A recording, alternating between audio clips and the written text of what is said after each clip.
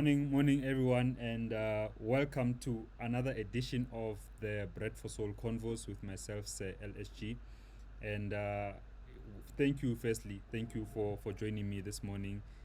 And secondly, this show, I just want to really emphasize the importance of having something like this, especially from my side. For me, it's such an important thing to share knowledge and experiences with anyone really who's willing to learn, who wants to know how to go about this thing of the music industry, and some of the things that I've seen like developing throughout the years, especially more recent in recent years, is that we've seen the element of live performance and live production performance taking place. Which has become an addition to the DJing space. So people like Mark de Clive Lowe have been doing it, Kuniyuki Takahashi has been doing it, but also more electronically, people like Hendrik Schwartz has been doing it, putting that live element of performance into DJing, and it's such a dope thing to see happening. One of the people who has been taking on this thing is the brother I have on the show today, and that is NINI Maluk's. Welcome to the show, bro. How are you? I'm good, and you? Thanks, man. Thanks for inviting me. No, thank you for coming through and for sharing your time. I just want to know, man, like what you do, especially from for the electronic music performance thing.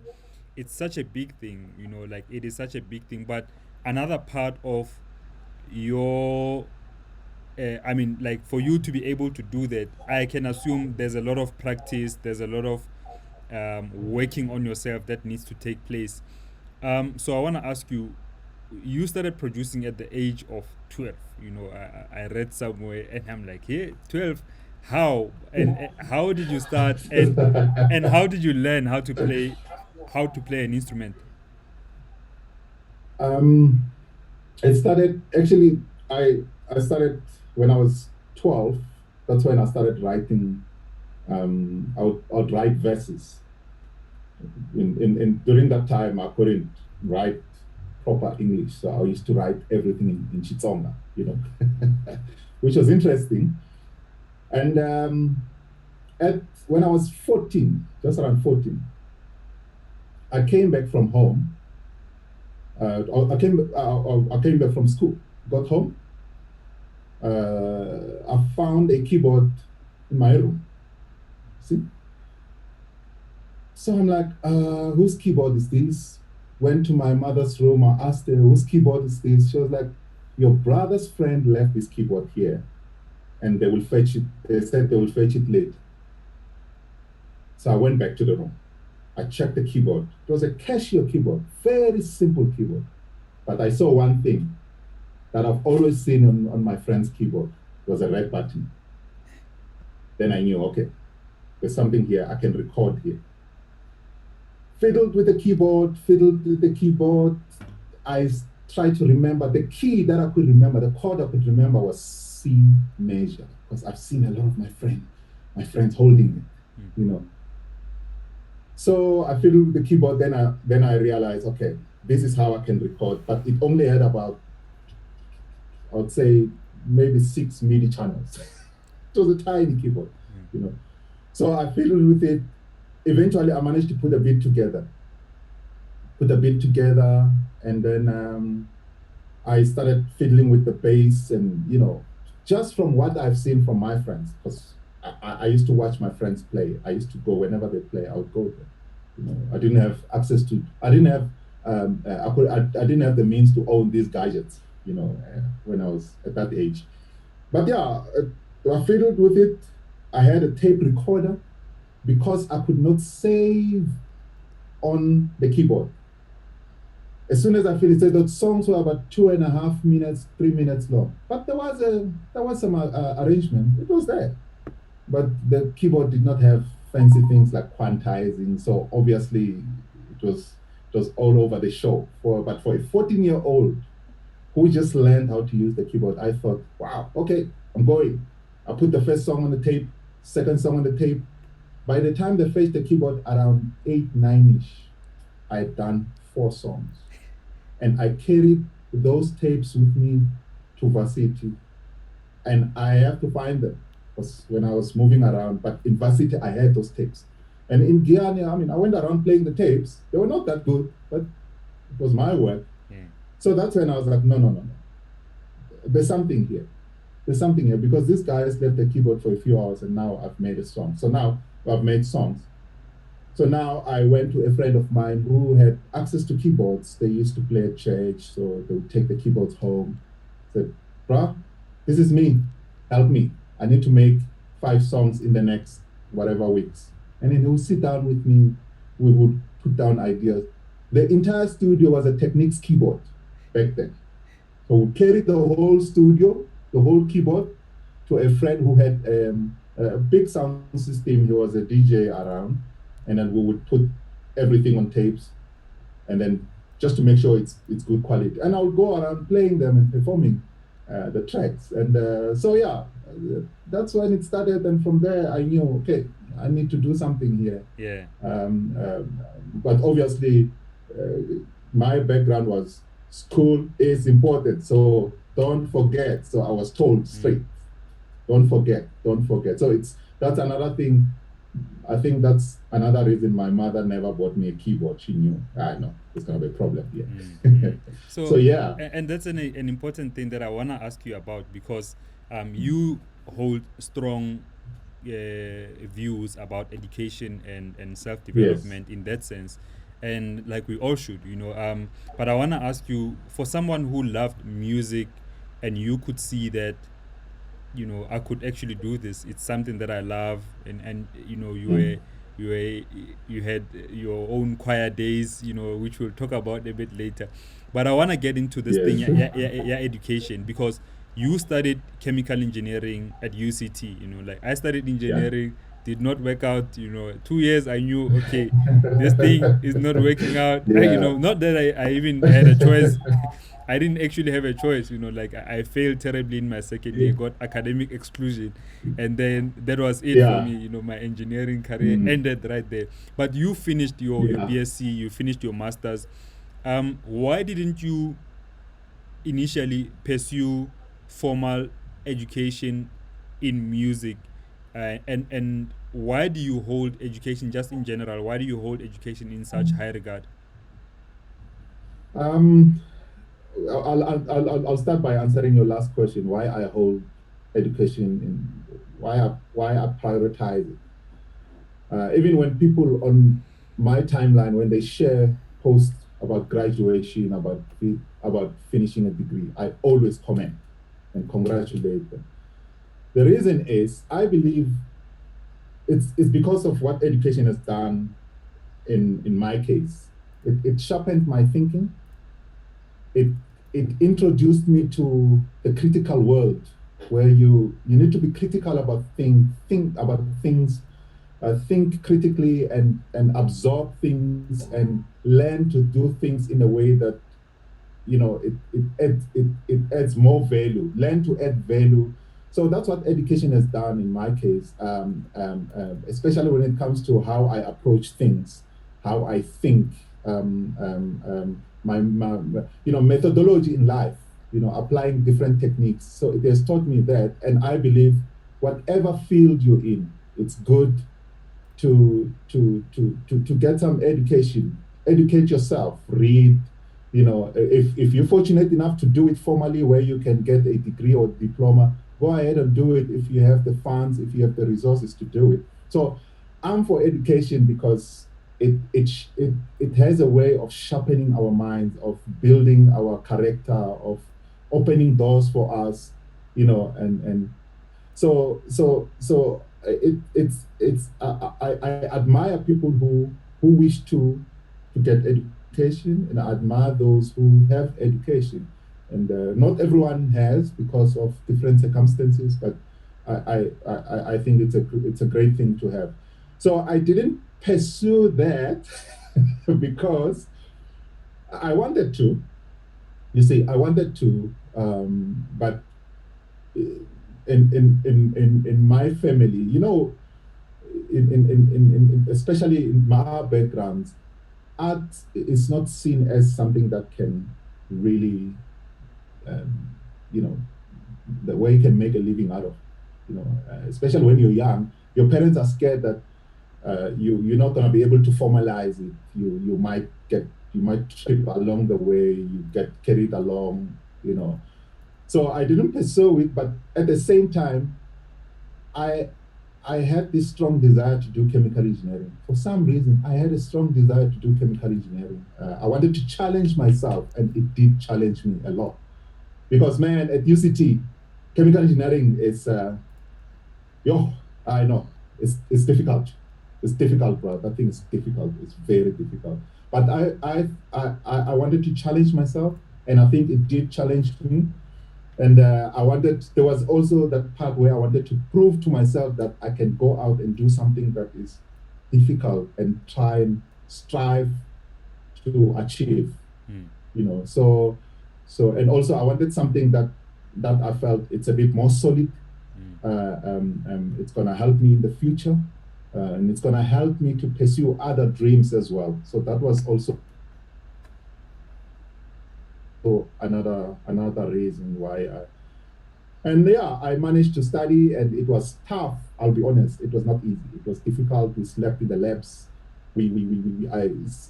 Sometimes I'd forget about my keyboards. I'd forget about, but one thing I always did was DJing, because that's when I started my DJing career. Yeah. Twice a week, I used to buy vinyl. I would buy vinyl twice a week. I knew Tuesday I would get a call from DJ Syndicate. We've got stock. They rip the boxes open. I'm there. I choose what I want. Thursdays, I was there because that's when they used to receive new stock.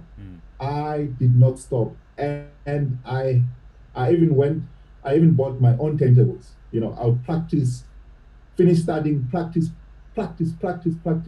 and then studying.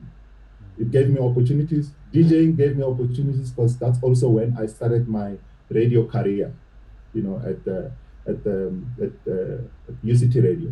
So those open. At the same time, I knew I want to finish the degree.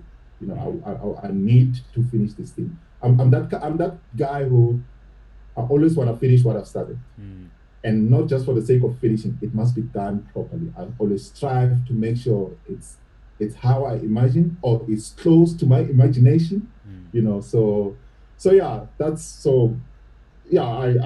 thought finishing the degree was a great thing. At the same time, not leaving things behind in terms of music. Yes, there was a time when I was not very active, and moving to Joburg, I had to rebrand myself. You see, it was a new place. It was new to me, because I've been doing this. I've been DJing in Cape Town for a long time. So moving to Joburg, I had to rebrand myself. Redesign things in my music career and all that. So yeah. Man, and for me, I think finishing any degree is such an important thing, and it's so Exactly. nothing comes easy. Like studying on its own is such it's a task on its own. And I've grown to learn that I'm not.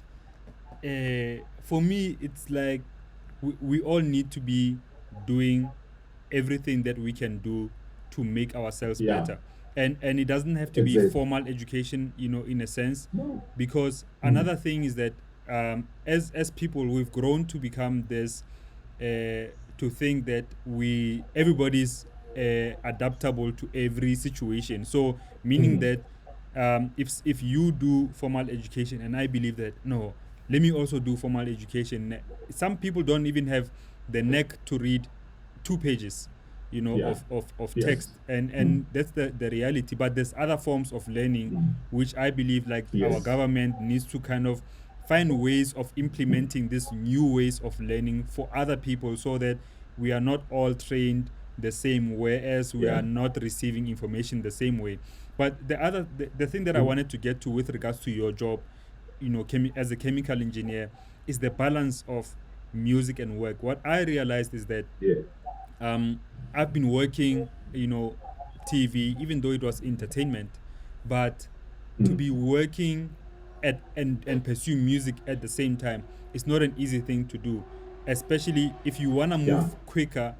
You'll realize one will suffer at some point, whether it's the music or your work, like, or you can have a balance and nothing becomes special. I don't know if that makes sense. So nothing becomes extraordinary. So you can have like a strong Yes. balance where you are good at your job, Yeah. or you are good at music, but you are not exceptional at music, and you might not even be exceptional at your job, if that Yeah. makes sense. So I want to ask you Yeah. about that, like, and how do you balance, because moving to Joburg, you are still an engineer for a big company. How did you balance that with music creation? And were there any difficulties with Um, that balance for you? yes, lots of difficulties. Because as a producer, as a musician, and as someone who's constantly learning, I'm constantly learning things, and who wants to learn more, and who wants to connect more with people, who wants to share what I want to share what I'm doing with people. When you're working, you don't always have that time, because during the day the time is not yours, if I may put it that way. Yeah. The time is not yours. You have to dedicate that time to someone else, because that person is paying you. You're getting paid to. So you still need to show dedication. You still need to show commitment, because I don't believe in just be lazy, but you still get paid. I don't believe in those things. I believe when it's time to work, you earn what you deserve. So that time, that time is gone. So you wake up in the morning, I know that time is gone. So at the same time, there is also other things in life that you're learning.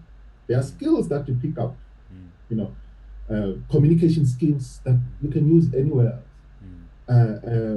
Writing skills, when you're doing proposals, even in music, we do proposals. Just how to work in teams, how to network, and how to introduce yourself, which is also like a skill on itself. People struggle with that, just to introduce yourself properly so that you can get the attention that you need. And so it's not easy juggling between the two, because you're at work, an idea drops. What do? You see what I mean? Yeah. An idea drops. It's like, oh, goodness. So the only thing I had at work is my phone. The idea drops, it's my phone. I close the door wherever. If I'm in the office, I close the door. Papa. Hopefully, when I get home, I'll hear clearly and I can recreate something. You see what I mean? Yeah. So and coming back home, you're tired. Sometimes I'm tired. I'll be tired. I get home, but one thing I knew, I'm so fortunate to have a very supportive wife. She's a musician as well. She's a pianist. She's a vocalist. She's a writer. She's got her own career in law as well.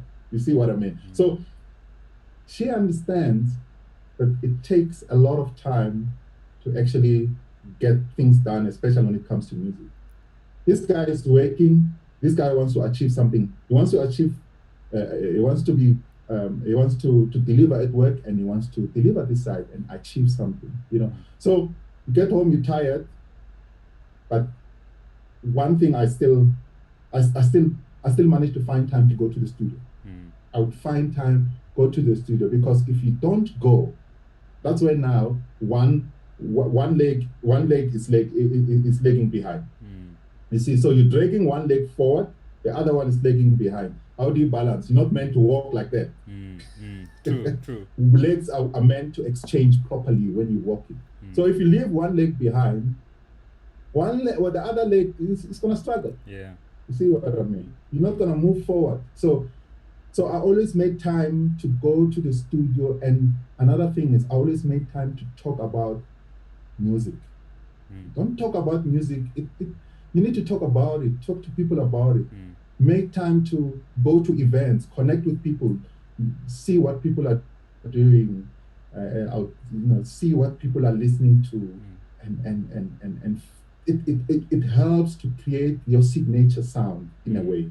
So yeah, it's not easy, but it's about finding time to do both of them without making one suffer. Yes, Yeah. at some point, why not suffer? Because you've got there's more work on the other side, and the Yes. other one in the following month might suffer a little bit because there's more work on the other side. Yeah. It happens, but at the end, you see the balance. It's Yeah. always like this. Yeah. So the Yeah. scale is always moving like this. So it balances at the end. So yeah, it's not always easy. And I would say for those who have jobs, do your work, when it's time to work. You benefit. It gives you resources to build other dreams. It's a hustle on itself to have a day job. Don't let people say otherwise. So I think it's also a blessing to have to have work and to also have other skills that you can build, and that work can, and whatever resources you get from the work you're doing can feed into building something else. So that, especially something that you're passionate about. Yes. So yeah, That is a powerful thing to mention too, because for me it's like I knew that at the end of the month, ne, if I had no gigs while I was working full time, because I stopped working full time 2 years ago, but while I was yeah, working full time, yeah, I knew that at the end of the month my bills would be covered. So I don't have stress of yes, paying a car, my house, or my child's school mm, fees. Um, so yeah, when I'm creating music, when I come back from work, I would create music purely for the love of it. Like there would be yes, zero financial stress towards my creation of music. So I'm not mm, pressured to release anything. Like I'll release when it's done. If it's not ready, mm, it's not coming yeah, out. And it gives you that comfortability, even though you need to be aware that if you are working, your time will be shared. Your time has to be shared. So you can't be comparing yourself to somebody who's only a musician, who's releasing yeah, 6 EPs a year, something like that, and an yeah, album on top of that. mm, You cannot compare yourself because the time is not the same. So I think just to close this issue, it's more about what works for you. If you think exactly. if you're at work and you can do music and that works for you, do that. But if you feel like you need to do only music, do that, but you also need to be responsible enough to know the consequences of doing only music or only work or Yeah. both of them. I think we can have it at that we all need to be responsible enough of the outcomes Yes. of what we do or our decisions. Another thing that I wanted to make So is that I think just to on those one, just before we close off on this one, what you're saying is key. Diversify wherever you can. Diversify wherever you can. Don't limit yourself to one set of skills because they are transferable. mm, You can transfer them from one industry to the other. mm, So don't limit yourself. They are so transferable. It's once you start doing it, it is shocking how what you can achieve and what you can build in your brain. mm, mm, So they are transferable. Always remember that. Don't, even if you're doing just music, think of other things that can actually bring also revenue. You know, other skills that you have. Think of other skills that you have. We live in a digital world. Who can you team up with to actually bring out something that can support what you're doing, or even if they run in parallel. So my point here is find a way to diversify, use your skills across. mm. So yeah, Yeah, yeah, man, definitely. And another thing, just lastly, I know I talk a lot, but just lastly, I want to make this point. Time is very important. Sometimes we complain yeah, that we don't have time, but we sit for 4 hours on our mobiles a day, or even mm, more. Like there's so much time that can be squeezed into everything. You can come back from a job and have an hour rest, and then come back and mm, do and learn something about music. Spend an hour here, spend yeah, an hour there. I think it's more mm, important how we manage our time more than complaining that, man, I can only do one thing. We can all do more than one thing if we really look at the time that we have and the time that we spend. on our phones. That's the most Very wasted true. time. And especially, Very true. I don't mind spending a lot of time on the phone. It's what you spend time doing on your phone. Are you looking at Yeah. learning stuff? Are you teaching yourself new skills? Are you watching interviews that are inspiring you? Or are you just Mm. scrolling through this bottomless, endless thread of Facebook, or whatever? Because that can be a thing. Yeah. Anyway, I've Yeah. seen you. Mm. I want to get into music production. I've seen you taking trips, to Cape Town and just to record with musicians. Yes. And Yes. I shared a similar process of wanting to include other people within my music creation. Mm. What is your process with regards to creating music? Uh, my process is um, I I always try the first thing that okay it's something that now I think it has become a part of my methodology. It's very difficult to take it out. Is when it comes to to writing a song, what is it do I want to put first? One, do I want to put my music composing skills first, or do I want to just lay down things and then come compose later? Because I believe there is a structure, there is a song. Mm, You know, mm, a structure gives you is where you lay down ideas. mm, A song is when those ideas have got flesh, they've got meat around, they've got, they are built, So there is a beat, there is a song. mm, So I always make sure that by the time I finish, I try and have what to me sounds like a song. Sounds like a song. So I I I I always try and show that I have the ability to compose music, which means it must be musical. Whatever I do must be musical. And also I always try try I try a lot of new things. I try a lot of new things when I'm working in the studio. I don't have I don't always have a one way of approaching a song, although I know the end result is what must sound like a song to me. I must sing along. I must remember it. It must remind me of something that happened in the studio or wherever. Sometimes I sit in front of my grand piano in my lounge. I play. I play until something that is repetitive comes. Then I know, okay, I must run to the studio now, or I must play this thing over and over on this piano so that it stays in my head. So that when I go back to the studio, I remember this thing, because especially if I like the chords, So sometimes I'll just be composing music outside of the studio. See, and sitting in the lounge doing that helps me because acoustically I feel it first before I turn it into an electronic version of the idea becomes turned into an electronic version. So I feel it acoustically. I don't always do that, but there's a lot of songs recently that I'm packaging that I've done on my grand piano. Just sitting there, and something drops. I like these chords, and combine these chords. It's either I take my phone or record, but the best way for me, like I've said, is just to play it over and over and over and over, because I know, okay, I can play my song. You see, if I can play my song, that for me is also the best thing. So come to the studio. I experiment a lot. Another thing that I do, I dedicate time to do sound design.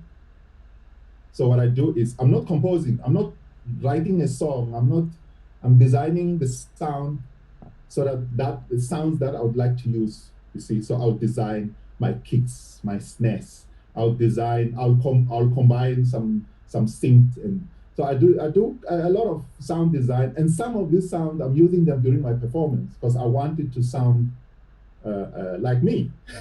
I want it to sound like this is how I want it to sound when I'm performing. So I transfer them to my performance rig. I know these kicks. I love these kicks. I play these kicks. They sound solid. I've designed them. It's a combination of It's a combination of 5 different kicks that sound different. Some of them. So I'll put, for example, let's say 4 kicks. Put them at different time signatures. You see? Put them at different time signatures, filter them differently, balance them differently until it comes out as a kick that, oh, okay, I love this kick. It hits. Go to another sound, move to another sound, and then put together the sound. And then I start composing, knowing that I'm using the sound samples that I like. I'm combining them with other sound samples that comes with with the synths and whatever I have, So I experiment a lot when I'm in the studio, and I don't overwork myself in the studio. I don't overwork myself. I try to take breaks, which is important because it refreshes my mind. And also another thing that is important is working with other people. For me, that just hits. It just opened that can of ideas. It's like opens it. It opens that can, and I can throw out ideas quickly when I'm working with other people. Obviously, there are times when I need to build my ideas so that when people come, they can see it. There is a structure, there is a song. I'm not saying, oh, do things for me. I'm saying I have composed a song. I would like it to be a part of this composition.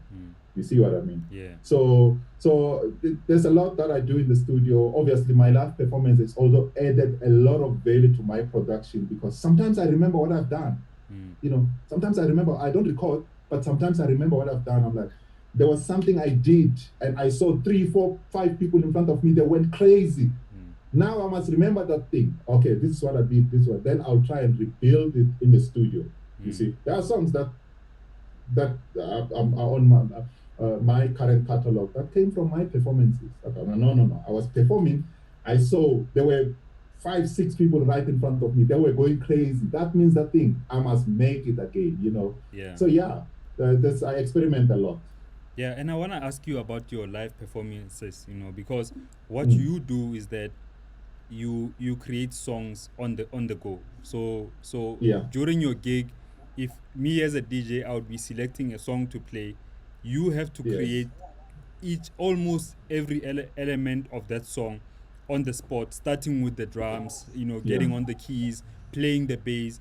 And when people receive it like that, I think the visual element of it, but people can see that this guy is actually making music on the go, like at the club. Yeah. And it's such a powerful thing that you do.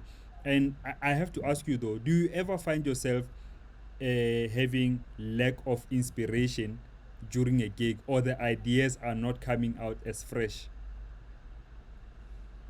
I think there's one gig I remember.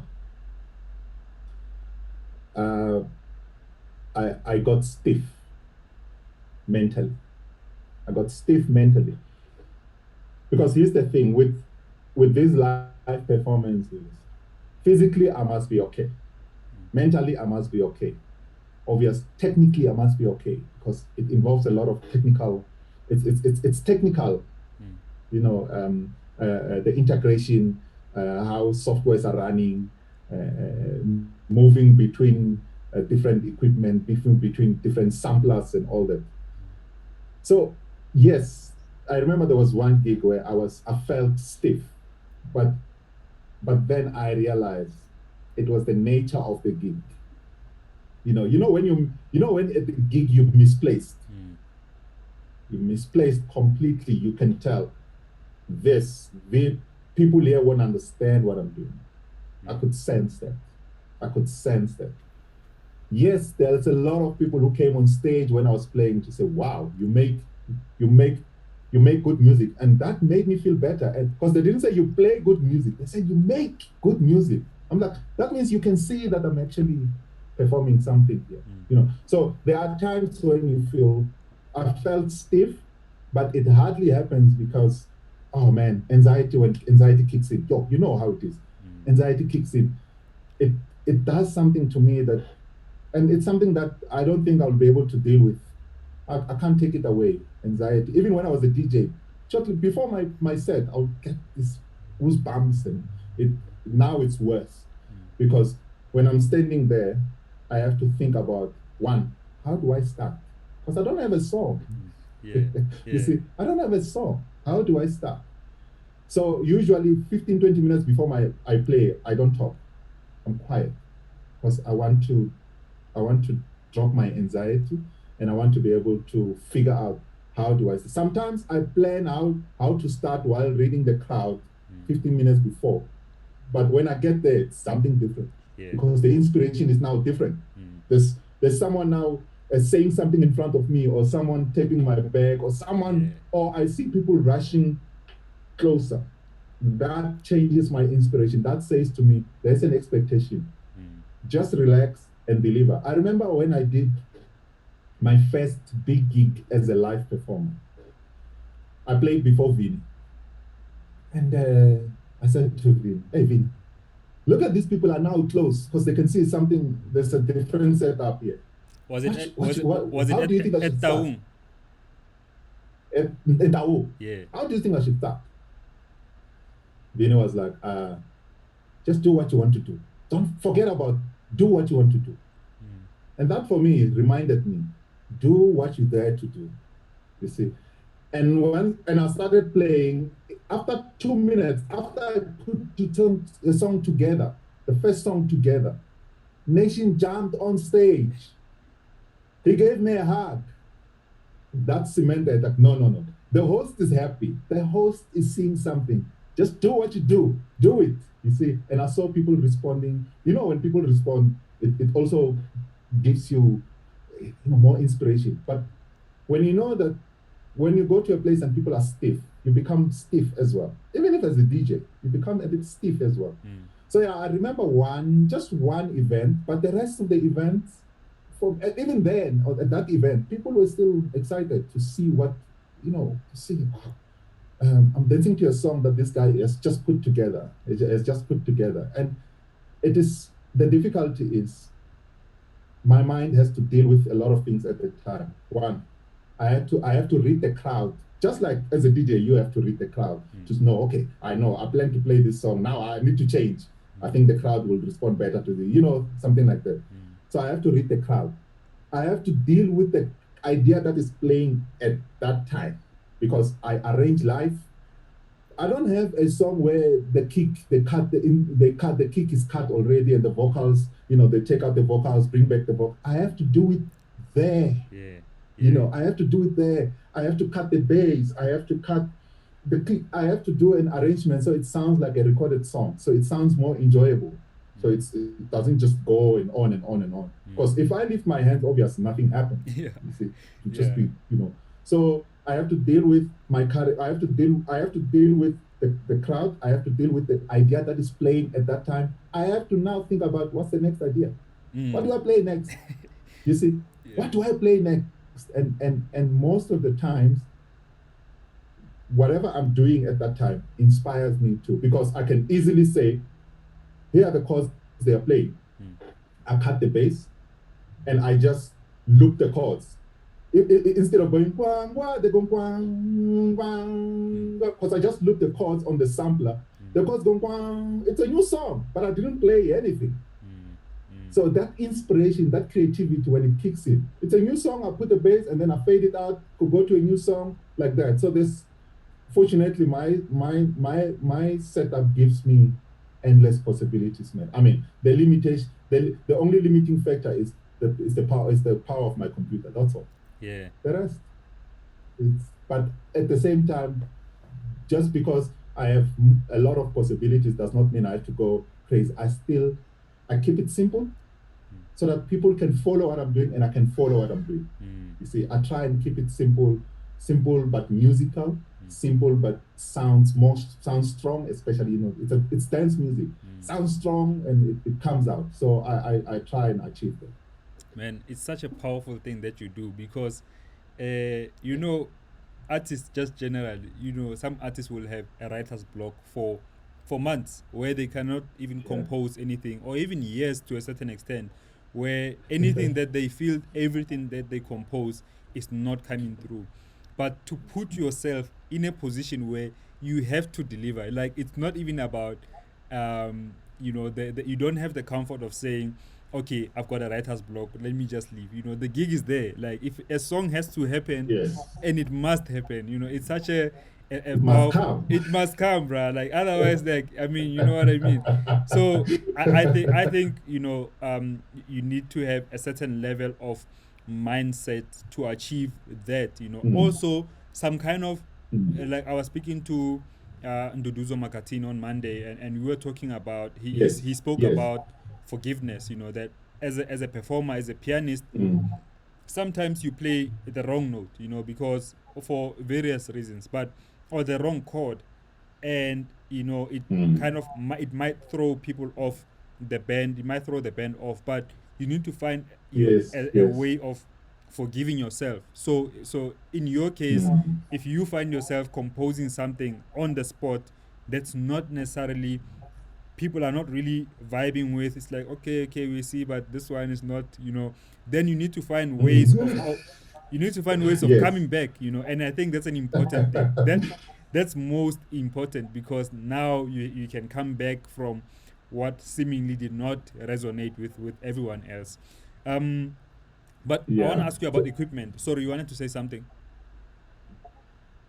Yeah. I wanted just to touch on that one. So yeah, that's a very important one, because if I think the key thing there on that point is no is to know it's getting personal with my workflow.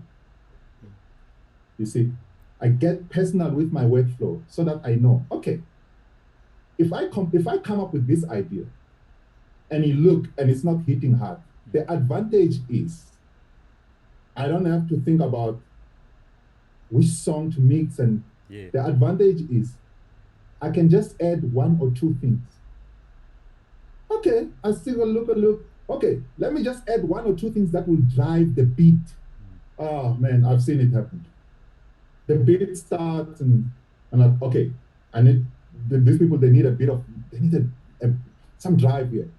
Add one or two things that drive the beat, and you see things changing. You see things changing, and not to panic, because once you know your workflow, you won't panic. Know your workflow, you know where to go, you won't panic. Not to panic, and just to think and say, what do I need? Okay, this idea has been playing for 2-3 minutes. I wanted it longer, but now I'm transforming it into something else. Fortunately, especially when you're doing live vocal remix, you want it to sound like people can say, oh, this guy made this remix here. You see, but anything can go wrong. You can load the vocals and then they don't go. Anything can go wrong. But how do you come out of that? You need to know your workflow. You need to if you know your workflow, you know what you're doing. That hardly happens, but if it happens, I agree with you. Move on. Forgive yourself. Move on. And if you know your workflow, no one will notice. No one. Yeah, that's true. That's true. Yeah, no one will notice. Yeah, So it's an interesting, at the same time, very technical. It's kind of like how DJs would, if you play a set and in the middle of your set you felt like, ish, those two songs did not really vibe with the entire set, but nobody noticed. Like people were like, hey man, you played a super set, you know what I mean? I think it's just like exactly. It's a nature of artists, the thing that we have within us, where we know how best we can be. So when we're not always achieving that best that we know we can get to, we kind of feel like, I let myself down. And people hardly care about those things, If the kick is... You find that people are having the time of their lives. If a kick is 1 dB louder, people don't give a damn, like the song is good, that's it. I want to get into your equipment, the equipment that you use for your live stuff. What are some of the things that you have there? Because I see you connect a lot of stuff. I was connecting stuff with you last week. I'm like, hey, this guy is connecting so much. What do you have there? I decided when I started. Let me just maybe some background how you know, so that when I started, I, I was like, I need to build this thing because I did a live performance way before that. It was nice, but it was not where I wanted it to be. Technically, and also it was not as integrated, and I didn't have as many options. One, I wanted people to be convinced that I am doing it right there. That was the first thing. If I can't convince people that what you had when I went bang, what you had now, I did it there, then it doesn't serve the purpose. That was number one. Number two, I wanted people to actually see that besides playing the drum machines or the keys, the guy has actually cut the kick. And I saw him, he cut the kick. It's cut, the kick is gone now. Yeah. You see, he cut the kick is gone, and I saw him, he did it. I see him doing something, I can hear the effect, and then he brings the kick back. You see what I mean? I wanted people, so I wanted a setup that will enhance my performance, and also will also, your body movement. Body movements, your gesture. I think that's the word that we always use. Your gesture says a lot. So I wanted that connection between my setup and my body language. That's what I wanted. So I was like, to get that, to achieve that, I need something that will, where I can play, whether it's drums or not just like play the drums, like play the percussion. You can hear it, play the percussion. But I knew when it comes to drum machines, that means I have to spend time practicing. You see, that introduces another thing. So I've got, and I also wanted a setup where I can sample anything at any time. I played in Kimberley. I think I posted about it. There were two girls standing in front of me. They were like crazy. But they didn't know I put the mic there. I sampled them. I put them in a song. You see what I mean? I put them in a song. They had it later. I don't know if they ever had it or after I mentioned. And when I mentioned, I saw one commented, they were like, oh, so that was us. You see what I mean? So it gives me, I wanted a setup that gives me more options, more possibilities. So it's drum machines. Ableton Live, the name Live says it all. Ableton Live. I don't think there's any software that is built for live like Ableton, but in my view, so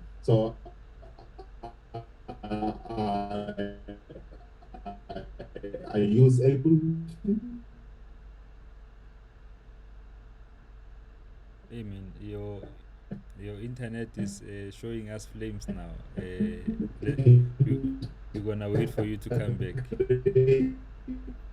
With my machine and done it in such a way that going out to the it cut a bit. Can you hear me? Yeah, I can hear you. Okay, yeah, it's fine now. So you stop, or you say you use Ableton and then you were getting into machine. Yes, Ableton, and I combine it with other. And also the integration, I wanted it to be in such a way that I don't bother any sound engineer or anyone dealing with the sound at an event. The only thing they see, it's one output, just like when you connect the CDJ. That's it. That's how I've connected it. So I went for drum machine. A drum machine helps me express myself better because I can play the drums, I can play the percussions, I can express myself better, and I've got outboard samplers. So those outboard samplers, they help me. I can route from Ableton. I can route different channels to them. So when I put an effect, I don't put an effect on the entire song. When in the studio, you don't put an effect on the entire song. So it must sound like a proper song, done, a recorded song. So let's say I want to just loop the vocals only and leave the bass and the drums playing. I can do that. because I wrote them, the outputs from the software, they come separately. You see, so I wrote them, they wrote different channels to the outboard samplers and effects. I've got also onboard effects that I've incorporated so that I can tweak on my controllers. You see, so I use a couple of controllers, about 3 controllers at a time, so I can tweak them, to create. So the combination of the onboard effect and the outboard effect, you can just imagine. I'm playing I put a reverb on the drums, right? And on that reverb, when it comes out, I put a filter on the same. Can you imagine what comes out? It just does something that's magical to me. I put an effect, and then when it comes out, I put a different effect. So also what it does for me is I use less CPU because I don't have to load a lot of effects on the software. So I use less CPU. It's always balanced. I know I can perform for 4 hours.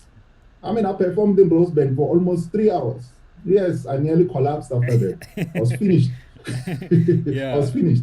But I know I can go on and on and on because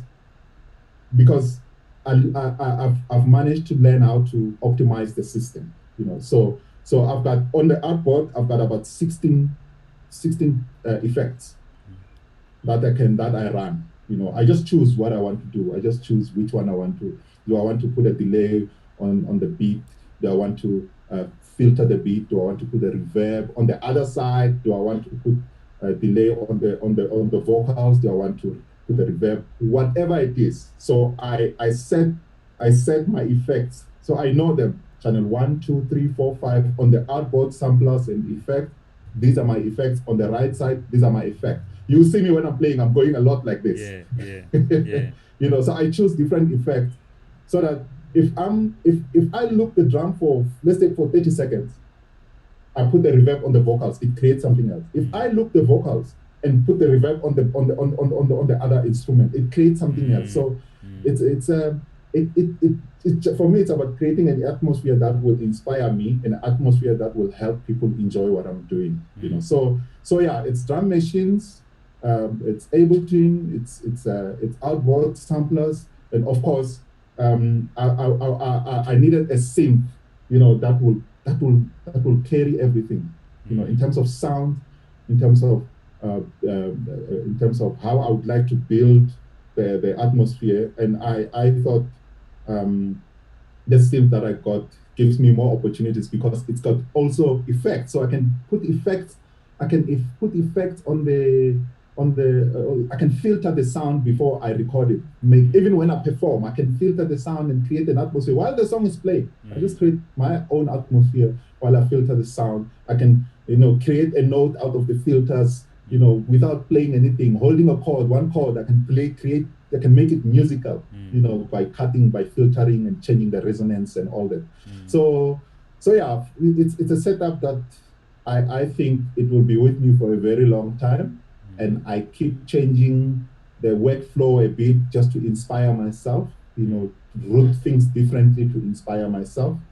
So yeah, that's a setup that I think I'm still enjoying very much. Bruh, I think you do need to keep going with that because for me that's where I see the future of Yes. DJing and performing.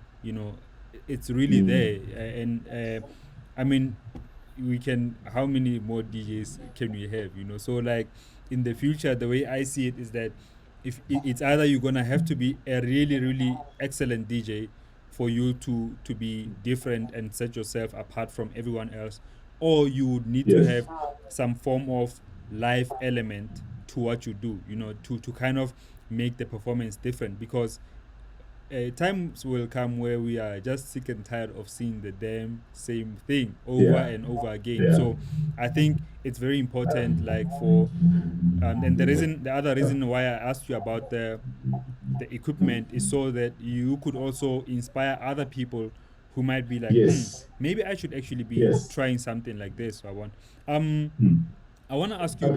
Just on that point. Yes. Where you mentioned about, I DJed for a long time. Those turntables back in the days. Like I said, I had the turntables in my house, in Mm. my room. I would practice anytime. And when on my shows, because I had a show on Tuesday on Mm. radio, which was a good slot because it was 8 to 10 or something, somewhere there. I don't know. It was a good slot for house. Mm. And I used to do residence on the afternoon drive shows, one of the afternoon drive shows. Mm. So I had the turntables in the studio. I had the turntables at home. So, and I would invite DJs to my shows. Some DJs could scratch, and I started, picking up. So when I moved more into production, on that point where you're saying about we need about moving to other things, I was like, I've produced songs, I've released. I, I need, I need to find an opportunity to play my music or to present the music to the people without having to wait for DJs to buy my music and play it. Mm. You see. So going back to DJing, I thought about it very hard. Mm. You see, I thought about it very hard, and then I realized, no, I left DJing for a reason. I left DJing for a reason. I need something it will put a bit of a twist into the whole thing. So I'm still hoping that more and more people will follow, and then we can build this thing. Remember, it's not a substitute. People must just remember that. Yeah. It's something that must complement. Yes. So when I'm booked with you, LSG, we complement each other. Yeah. Yeah. Didn't I take over from you last time in the home? Yeah, you did. You did. You did. Yeah, I did. You see what I mean? That's the compliment I'm talking about. It complements what other it when if we perform house live with the drums, it's a live band. It does not mean it's a substitute for jazz. No, it Yeah. means we can be booked together and we complement each other. So that's what it means. It means now I can take over from a DJ and people will think, oh, we are the DJ is still playing, but the difference is when they look, it's there's a performance. It's a live performance. You see, so people must not look at it as a substitute. It's something that it must complement what is currently happening, but at the same time, it would be nice to have more people joining in. So yeah. Yeah, man. And I want to ask you though, with regards to that, the complementing of the music. Mm. When you get to gigs, ne, and Yeah. I've seen this with performances. Like I would be traveling maybe with Monique Bingham or with Ayanda Gia, Yes. and they are booked to, or Yes. we are booked at the same place, and they need to sing, and usually Yeah.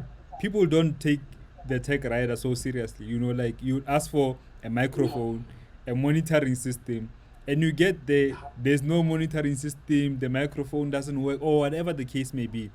Um, for most gigs, how do you ensure that your at least your space, because you use a lot of equipment, like have you ever had moments where your stuff can't fit, or anything like that? You ask you what you mentioned now is very important, and I'm glad you brought it up. Very, very important. You know, it's a struggle, but things are getting better. Are getting better. Technical riders, you're right. People who are in charge of the bookings, who are in charge at whatever outlet or venue, they don't they don't always take the technical rider seriously. The booking contract includes the technical rider. It says, this is my tech rider. So now I have to put in my booking contract that if these things are not in place, I may not perform. It has to get to that because people don't take it seriously. So my booking contract says, this is my tech rider. And it's not big. I've made it compact so that it's easy to understand. Space is gold. You want to see me perform? Give me space. And I don't need a lot of space because I have managed to optimize how I use the space. I've managed to put things together around me because I also need that. I don't want to I play the keyboard which is on my side because I lose contact with the people. I want when I'm playing the keys, I'm still facing the people. So everything is right in front of me. So I'm in contact with the audience all the times. All that I don't have a keyboard sitting next to me. I'm in contact with the people. All just like now I'm looking at you. The keyboard is here. I can play my drum machines. Everything is in front of me, which means I use less space. So I don't need a lot of space. But here's the thing. You get there. There's only this tiny table with just CDJs. Bruh, you booked me. You booked me 2 months in advance. You had my technical rider. My technical rider says 2 meter by 1. It's very specific. 2 meter by 1 minimum. You give me 2 meters, then I know I'm sorted. Because that's all I need. You see what I mean? You get there. I have, and I do it, and I tell them, guys, I do it simply because I want the best for your venue. I want the best for my brand. I want the best for the people. Otherwise, I wouldn't be helping you set up the table. That's not my job. You see.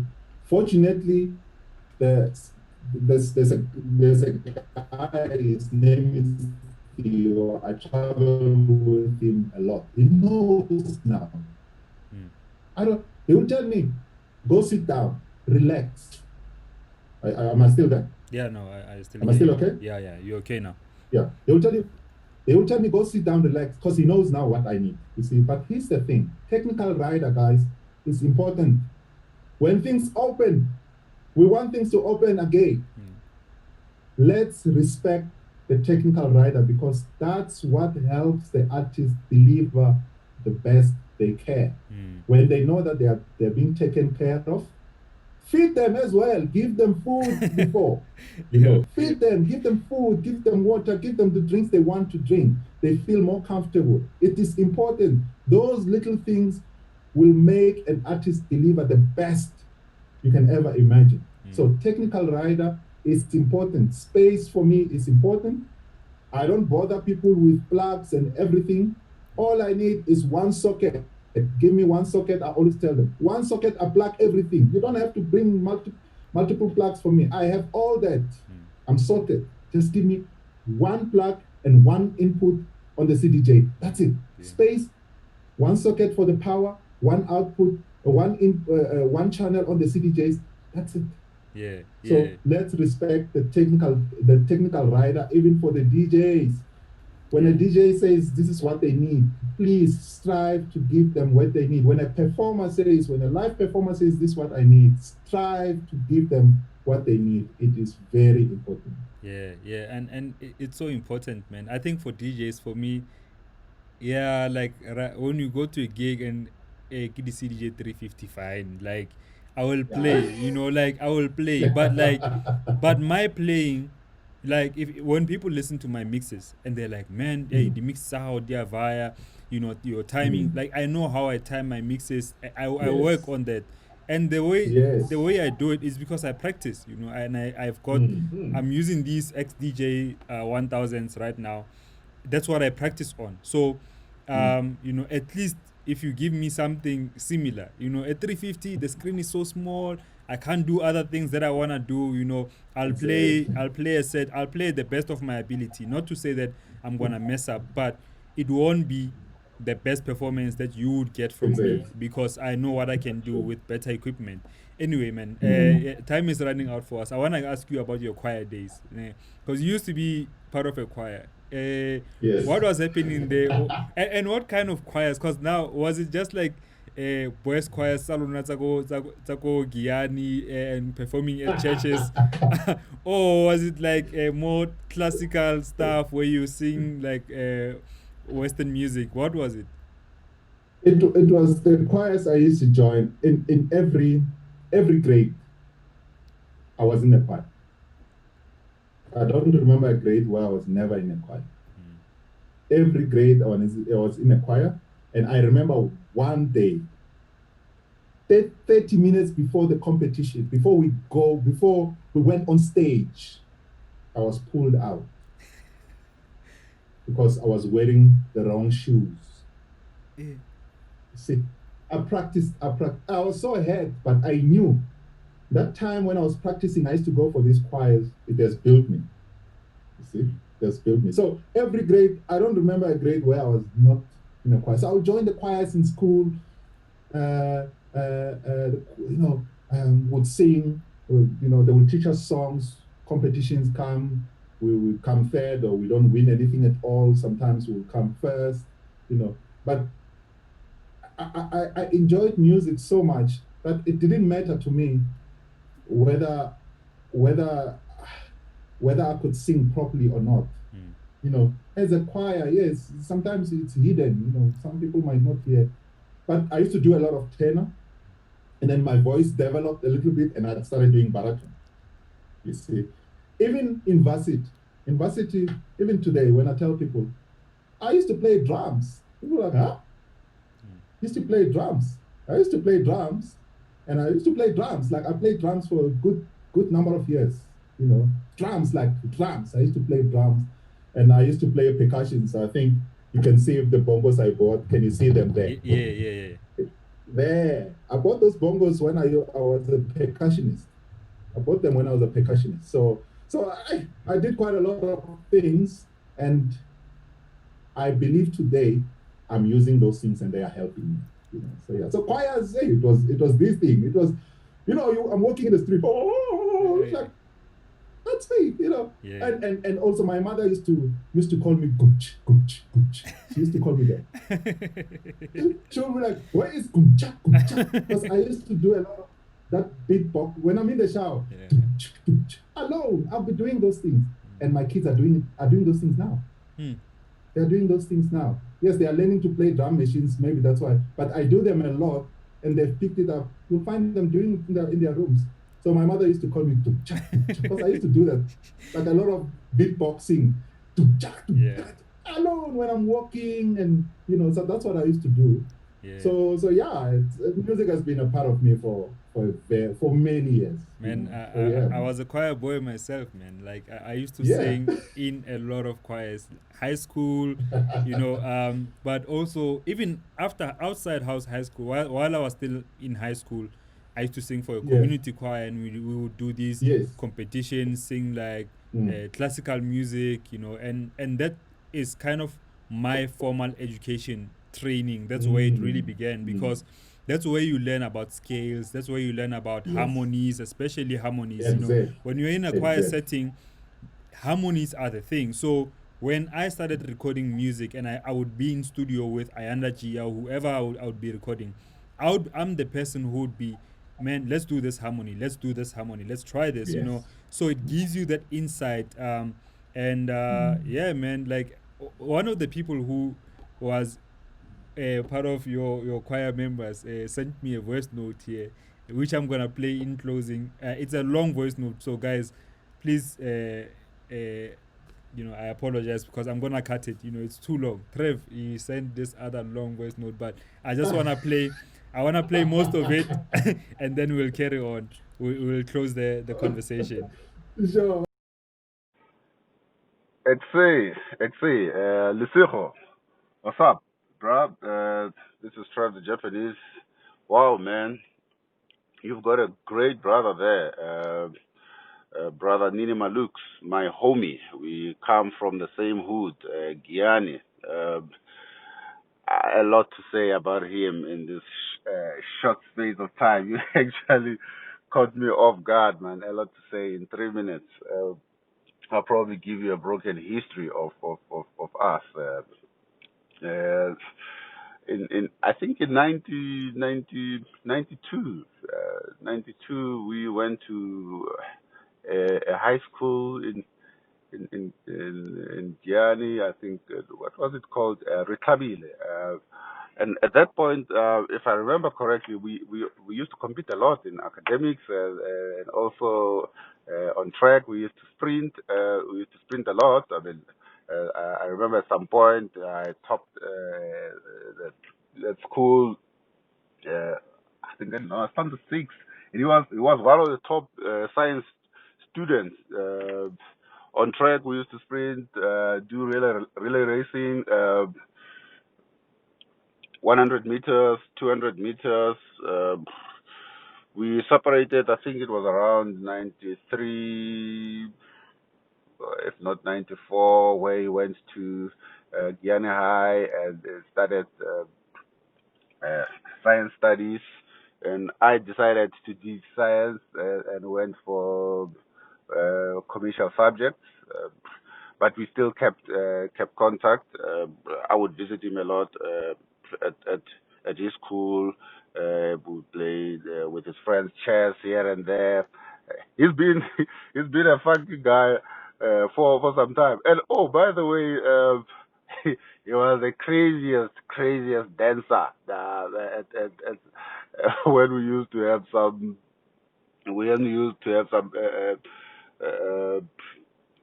what was this back then? I think some what beauty contests.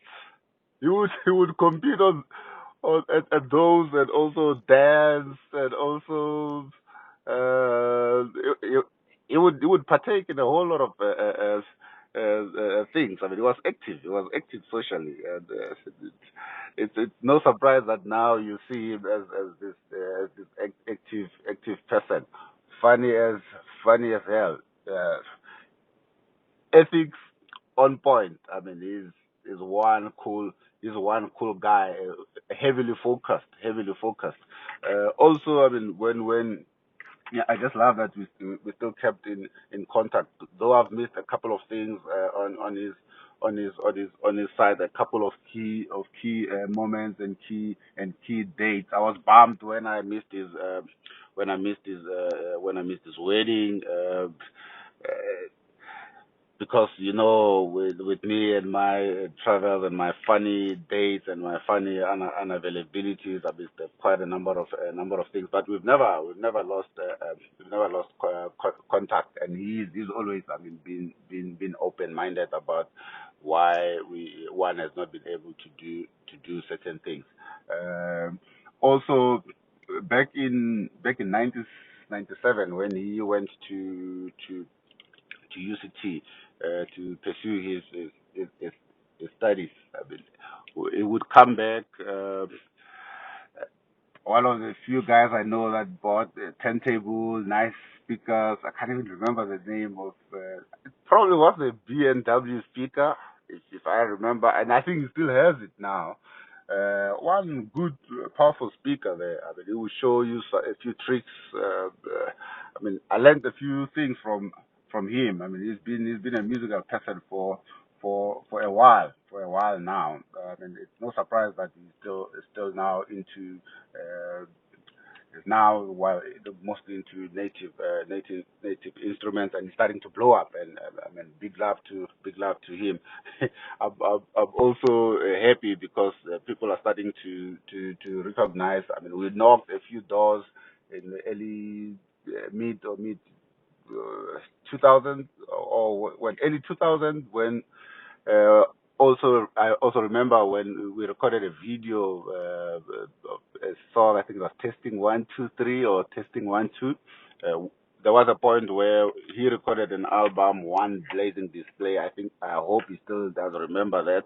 None of the record labels were even keen to listen to any of that material. I have it somewhere. Maybe one day he must just let you listen to that stuff, or maybe he must bring it out, because I think he has shelved that stuff, and probably has no confidence to put it out because he thinks maybe it was not good enough. And I still feel stuff that someone should have just listened. They're only starting to pay attention now because hopefully, maybe probably because of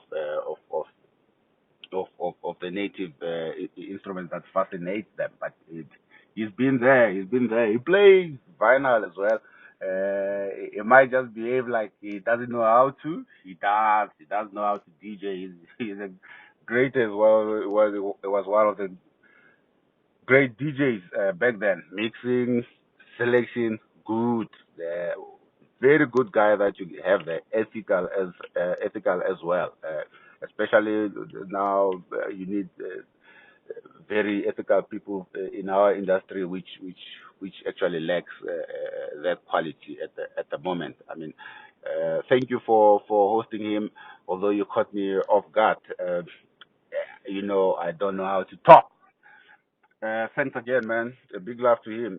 Branini, we will catch up soon. Nah, Dimanari doesn't he doesn't know how to talk, but they hosted a whole show there called FM. I mean, what rubbish is that? Anyway, bruh, like yeah, man. I don't know if you have anything to add on to that voice note by Trev or to respond to. Yeah. Hey, bro. Thanks, man. I also a surprise. I'm also that's a good surprise there. Hey, Japan, Scotch. Thanks, man. Yeah. We like you said, everything is said. It's been that's that's the road that we travel, and we forgot to mention at my 21st. We did a boys to men kind of item. We used to, items back in the day, items. So it was like four guys. He did marathon. There was a guy who did soprano, tenor, and I did lead, kind of. Post a picture sometime this week so that. Are you good? Are you? Yeah, we're good. Man, I missed that picture because I wanted to get everything is said. Yeah, I wanted to get that picture of yours because I saw the picture of when you guys were the Guyani boys to men. I want to ask you though, like, there's something that you noted earlier in our conversation, and that is making music or being with a partner who knows and understands what it is that you do. You know, like in your case, your wife is a musician too. You know, she's got a professional career, but she's also a musician. And I mean, you released a song and she wrote "Won't Forget You." I'm like, this guy is so lucky. His wife is singing on his song, singing a song about him. I'm like, yeah, how lucky can a guy get? But really, just on a more serious note, I think it's something that is so understated that when you are with someone that doesn't only support you but really understands what it is that you do, and it can be such a beautiful thing to have. I want you to have, like, what are your thoughts with that regard?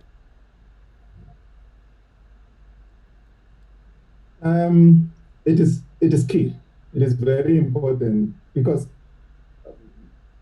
I'll just a bit of background there. Why, when we met,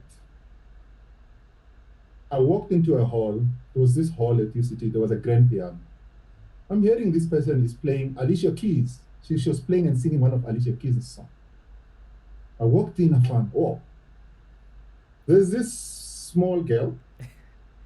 She is playing Alicia Keys on piano, and I'm standing there, and she continues to play, and then that's where we got to know each other, and at some point we played in the same band at church. I played drums, she was playing keyboard, she was playing the piano. You see what I mean? So, and then it went on. We got to know each other, and I remember one day we were sitting outside. She was like, I was in varsity. She was like, what's tell me one of your biggest dreams. I said, one of my biggest dreams is to own a recording studio and a label. But I want to own a studio first so that I can be able to do my work. So she said it years later that she said to me, that was the day I fell in love with you even more, because I realized that your dream, music, has connected us. You see. And now we got married. We live together, you know, and it did not stop there. So, you know, to a point where your spouse brings tea, she brings food when you're in the city. She gives you food. She brings in food so that you can stay there and continue. So she does not disturb your ideas. You see what I mean? And I still make time to spend. We still make time to spend together. You see, so it is very important that I feel very, very fortunate, because even when, just before Won't Forget You, you know, some people know what happened. I mean, she was heavily pregnant. My mother and my nephew died in an accident 3 days before my daughter was born. My very first daughter. I was not there. I saw her after 2 weeks because I had to prepare for my mother's funeral. After that, I had to wait for another week to bury my nephew because we separated the funerals because my nephew was a minor. He was 13 years. See, coming back, I'm introduced to this little girl I have never seen. I'm still dry. I'm still trying to absorb everything. You know, I remember when she told me her water broke. It was 2 days before my mother's funeral. She told me my water broke. I just went down. I just went down. And that was before my brother was killed. You see, my brother was killed. He was buried in a shallow grave somewhere in Polokwane. Fortunately, we searched and we found him after 4 days. You see, going through those pains, you have a family, you have music, you have a career on the other side. You see what I mean? When that happened, came back. Now I was introduced to my daughter. Fortunately, my mother-in-law was there. Started spending time with my daughter. I started connecting with her. I started having feelings now. The feelings started coming. And now I was like, yeah, now I have a daughter. You know, I'm not dry anymore because the situation was tense, you know. Then now we sat down. Here's a song. I made a song. What can we do with this song? Then we started writing Won't Forget You. You see, which was based on what was happening at the time. You see what I mean? So it was a very painful moment, but because I had someone who understands that I can also say, we can also talk through music. You see, we can also share our feelings through music. Let's write Won't Forget You. You see, and then we wrote the song, put it together, and for me, that was like, thank you for all this support. You just gave birth. I was not there. You were alone. But we managed to put this thing together so nicely. So it is very important when you have someone who understands, because once I have that support here, I know I can do a lot of things, you know. So yeah, it is very important. For me, I feel very fortunate that, you know, I have someone who understands who understands the dream, who understands the goal, who understands that it takes time, who understands that there's feelings attached to the whole thing. And she is always the first person to hear a track. You see what I mean? Unfortunately, I think we were talking last time.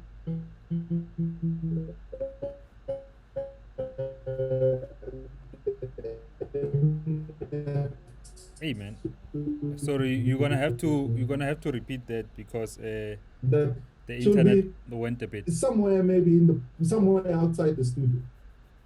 She's able to pick up an off note and she'll come. No, I'm hearing something is off. Yes. You know? Yeah. Can you still hear me? Yeah. No, okay. I was saying, where was I? No. Especially for me, that she's also a musician. She's always the first person who. Are you okay? Is that good? Yeah, all good. Yeah, always the first person who comes and say, can you please come listen to my song? I've got new tracks. Can you come listen to them? Can you come? What do you think? What do you think about this? What do you think about my selection? What do you think about that? You know, so it is important. Very, very, very important. And I think same goes for you, because she's also a selector as well. You know, so it adds a lot of value to it. You know? Definitely does, man. Like with my case as well, it's the thing I was telling you. The only thing we fight about is really who's gonna take which songs onto the next mixtape. Because she's got a mixed podcast. Yeah. I've got a mixed podcast too. So it's always a fight because we play the same music. You know, like, no, I want this song. No, it's my song. You know, so but just having somebody who understands what you do, who can relate, it's a big thing for me, you know, and I'm so grateful for that. Important. I mean, for this show too, because what she does for the show, you know, she's the one who does the graphics, she does the research, and to have somebody like that who's with you in your journey, in your dreams, it's a powerful thing, man. Bro, I think let me do this. My light is acting up. Anyway, I think we can close it here, Nini, bro. Like the internet is acting up, and we've been talking for an hour and a half. But I think we said enough. I'm firstly grateful that you spent this time and you took this time to spend and share your story, share your knowledge. So thank you for that, bro. Thanks, my brother. Thanks for inviting me, man. I really appreciate it. And to everyone, hang in there. This thing is gonna be over. It may not be as it was, but let's adjust to the new normal. Let's make the most out of it, and let's be grateful for what we have. Yeah, man.